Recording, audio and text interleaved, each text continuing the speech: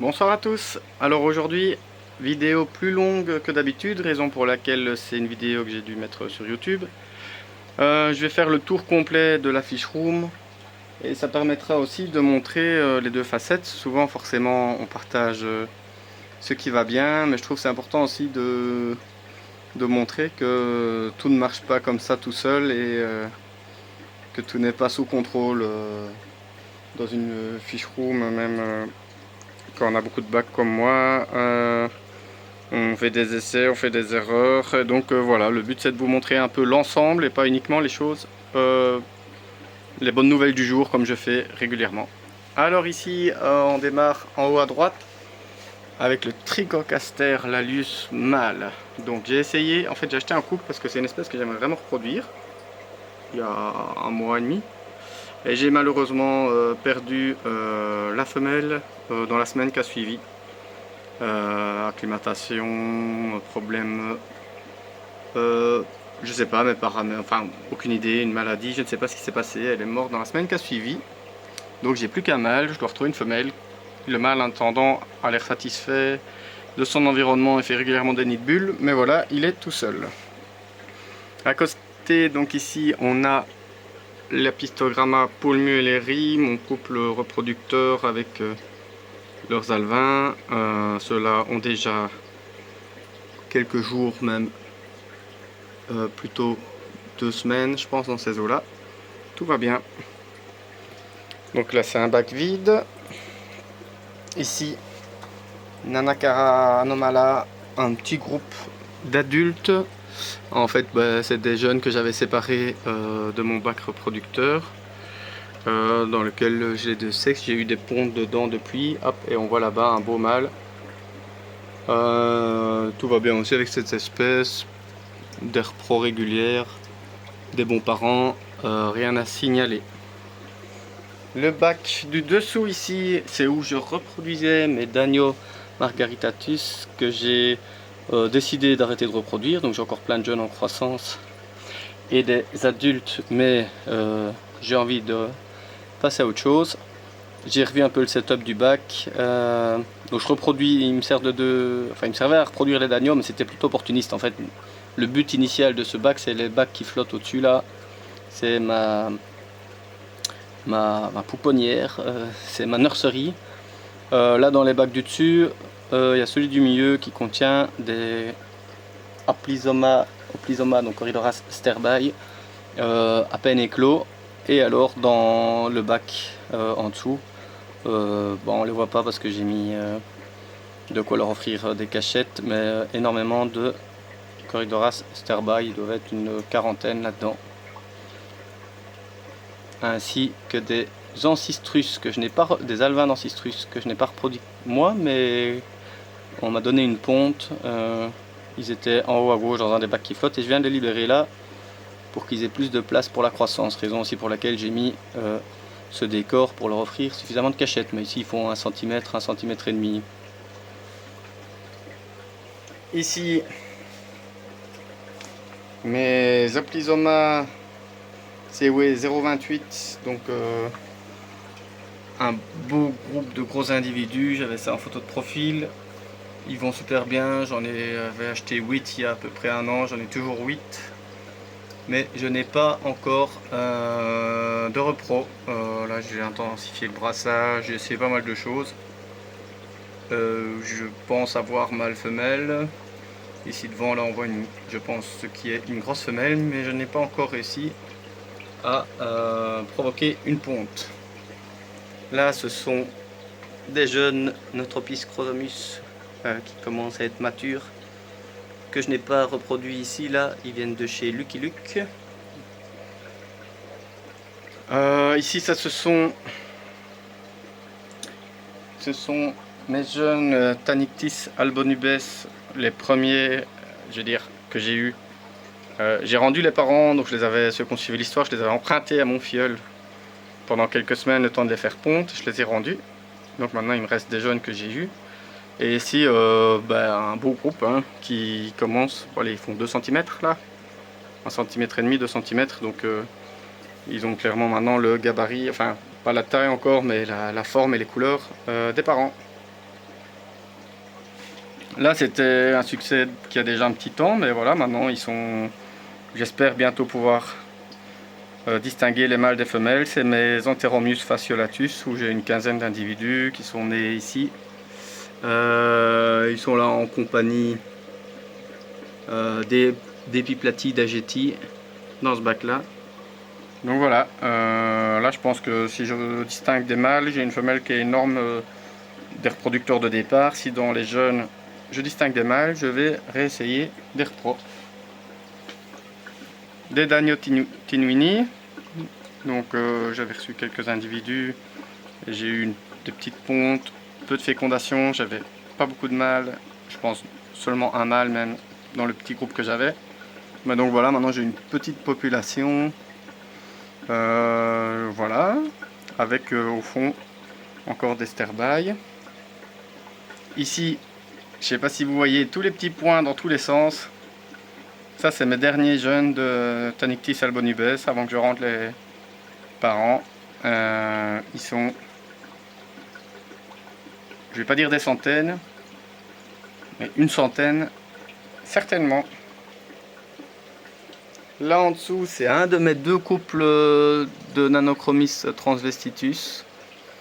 Dans celui-ci j'ai des paramètres en pH qui sont plus hauts, je suis à 6,5, un peu trop haut pour eux.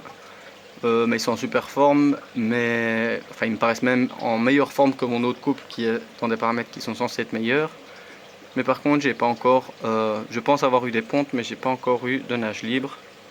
Donc voilà, comme je disais, tout ne marche pas comme ça du premier coup. Voilà, c'est des néons que j'ai récupérés. Voilà, j'ai pas encore pris le temps, mais l'idée ce serait d'essayer de les reproduire. Un gros challenge, mais j'aimerais m'y attaquer, mais je n'ai pas encore commencé. Voilà, c'est ma photo de profil actuellement. Chromaphosémon lugens. Un petit groupe, des jeunes régulièrement, tout va bien. Apistogramma rositae. Donc ceux-là, ceux qui avaient suivi, j'avais une ponte, j'en avais reçu 6, j'ai eu une ponte assez rapidement. Alors qu'ils étaient dans un bac quand même assez petit, donc j'avais un peu peur. Là, le mâle en haut, là, la femelle ici en bas. J'avais un peu peur, mais en fait, voilà, j'ai une femelle qui a une ponte là, et tout va bien. Je suis impressionné par la quantité de jeunes qu'elle sait mettre en bouche. C'est hallucinant. Et alors, la surprise d'hier, c'est qu'en fait, dans mon mini bac, ben, j'ai une nage libre ici, et une nage libre là derrière. Et tout va bien. Les autres ne sont pas trop harcelés. Franchement, c'est une espèce que je trouve assez calme. Les parents protègent bien leurs jeunes, mais sans être hyper agressifs. Ils se contentent d'un petit territoire. Franchement, ça se passe bien. Mes Apistogramma benchi. Là, ma nage libre. Je ne vais pas savoir vous la montrer parce que la femelle a déménagé les jeunes de l'avant à l'arrière du bac, raison pour laquelle on voit les mâles ici qui sont un peu planqués dans la mousse de Java. Donc là le but c'est de prendre un couple de là et le mettre dans le bac vide là-bas. Mais je n'ai pas encore eu le temps de le faire. Mon groupe reproducteur de Corydoras sterbae.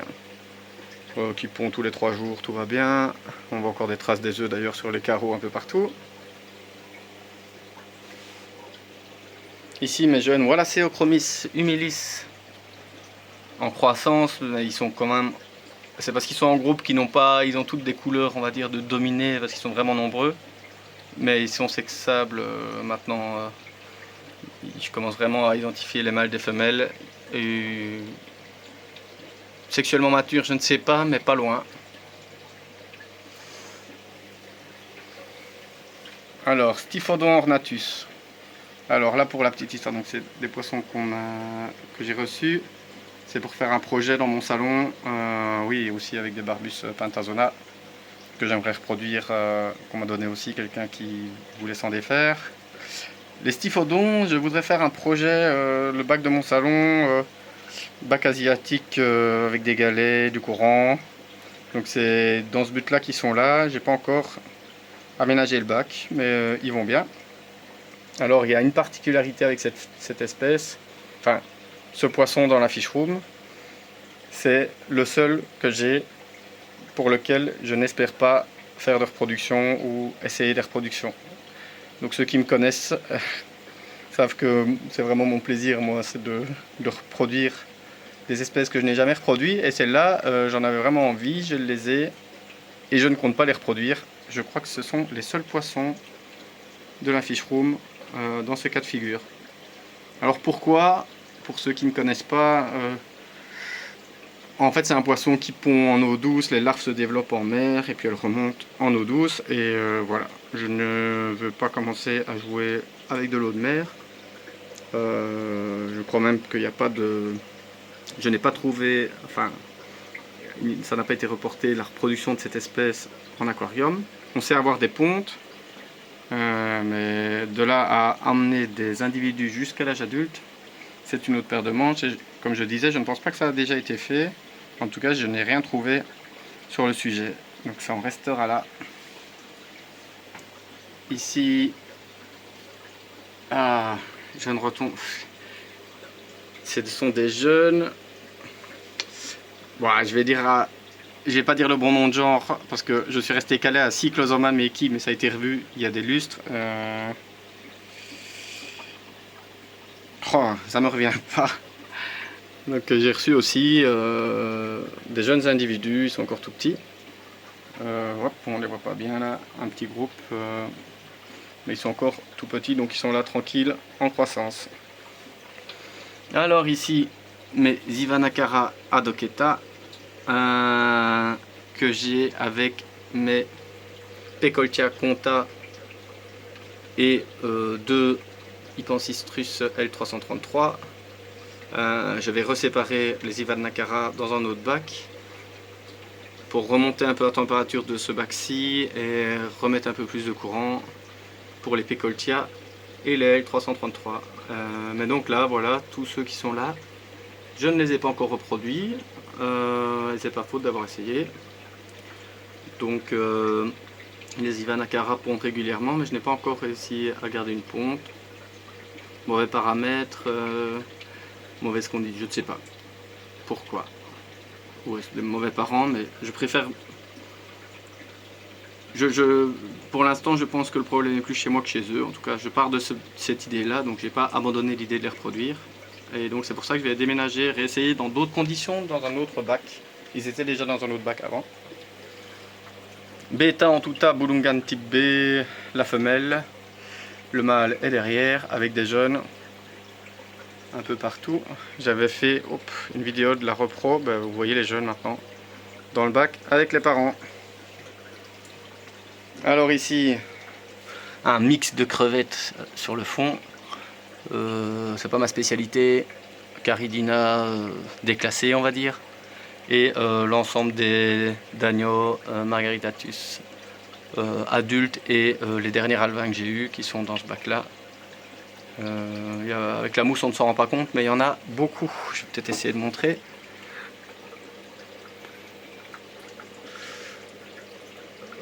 Voilà, c'est les... Et donc ça, j'arrête. Enfin, j'ai encore ceux-là, et puis j'arrête. Ici, c'était mon couple de Pelvica chromis cribensis ideno. J'ai perdu mon mâle il y a une semaine. Il me reste que la femelle. Donc je connais des personnes qui ont cette souche que je vais contacter prochainement, soit pour donner la femelle, soit pour récupérer un mâle. Je ne suis pas laissé toute seule là trop longtemps. Alors là, c'est mon bac où j'ai mon couple reproducteur de Wallacea humilis Boffa, dont je vous ai montré les jeunes avant. Ils sont sous l'écorce là, je ne saurais pas vous les montrer, mais il y a encore des jeunes avec eux que je n'ai pas su attraper, ils sont un peu planqués partout. Et j'ai aussi mes Benitochromis SP Boomniembel. Là, ce sont les jeunes.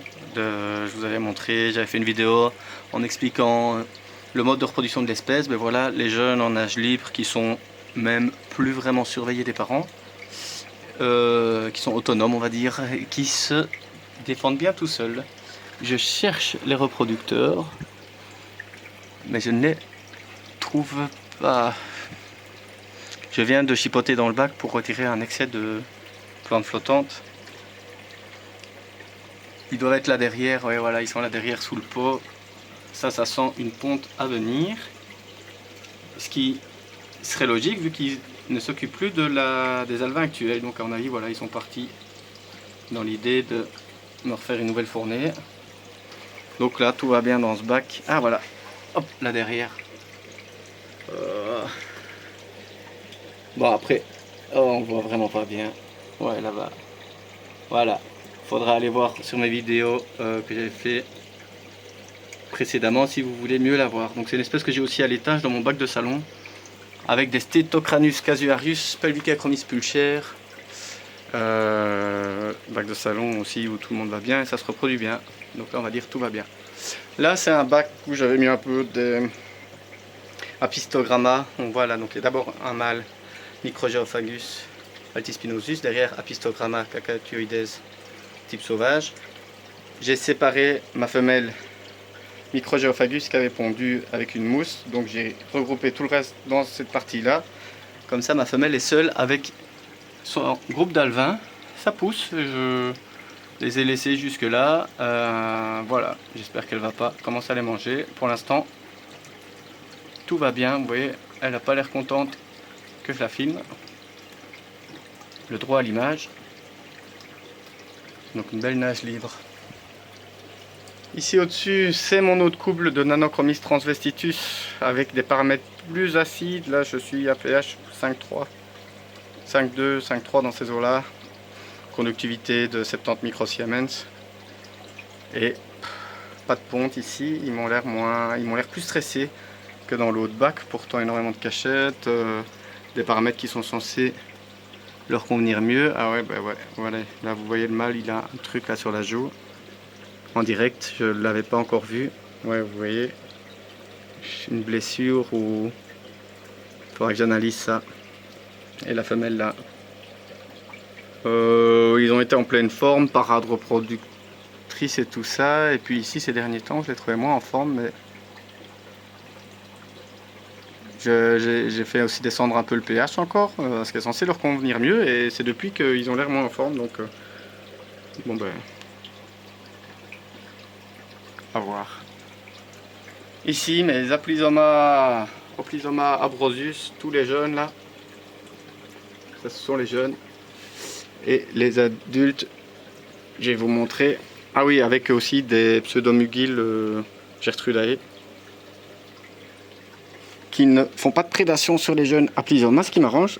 Et voilà, les adultes qui sont. Ah voilà, voilà une belle grosse femelle. Donc là il y a du monde. Ça, c'est dans les bonnes nouvelles. Après, bah, j'ai mon étagère avec mes poissons en croissance, Apistogramma cacatioides, Apistogramma cacatioides aussi, Corridora sterbai. Là, c'est mes vieux célibataires, mes vieux mâles, enfin vieux mâles, ils sont pas vieux, mais je veux dire même mâles. J'ai vendu tous mes couples d'Apistogramma trifasciata, il me reste 7 mâles sur les bras. Quand on n'a pas un sexe ratio 50-50, ils sont donnés. Et là, Apistogramma polmu eleri. Apistogramma polmu eleri. Et un bac vite. Et il reste 2 emplacements pour des bacs comme ça, mais pour l'instant, je ne les ai pas encore installés et je n'en ai pas besoin. Ben voilà, 19 minutes. Clairement pas un format Facebook, mais plus un format YouTube. Je dézoome pour que vous ayez une vue d'ensemble. C'était le petit tour de la fish room. À moins qu'il me reste une chose à montrer peut-être. S'ils veulent bien se montrer. Non. J'ai trop circulé. Je ne les trouverai pas. C'était... Donc je voulais ici essayer de vous montrer mes geckos de Madagascar, mais non, ce sera pour une autre fois, qui vont bien aussi. Voilà, j'espère que c'était pas trop long, que ça vous a plu. C'est un format beaucoup plus long que d'habitude, et je ne ferai pas ça très souvent. Allez, bonne soirée à tous. Au revoir.